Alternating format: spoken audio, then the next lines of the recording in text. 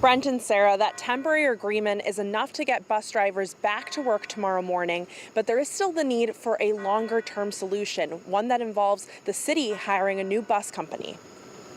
7, 28, 29, 30. We got 30 yes. 30 yes, and 1 no.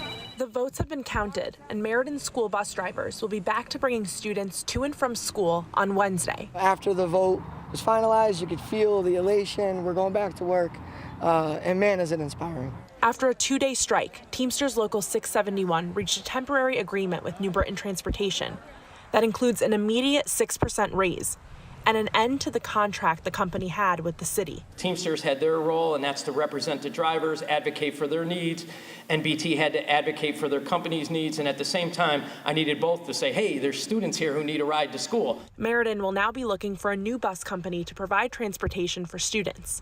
Officials say 2 companies have already expressed interest in submitting a bid.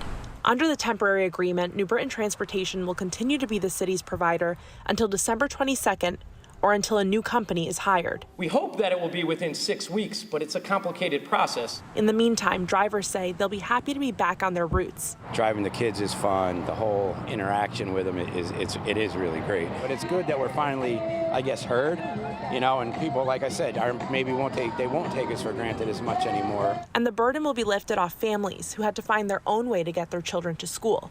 Though officials say the community came together to make sure they did. That just goes to show, from our parents to our teachers who came into our buildings early and stayed late to ensure that they could get our kids to and from school. It was really a community effort, and I can't thank them enough.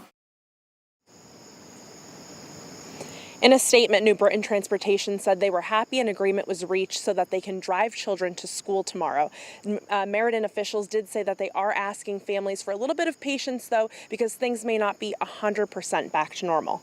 Coming up on the news at 11, we'll hear from a Meriden dad and what he did to make sure that kids had a ride to school during the strike. Live in Meriden, Gabby Molina, Fox 61, Connecticut's news station.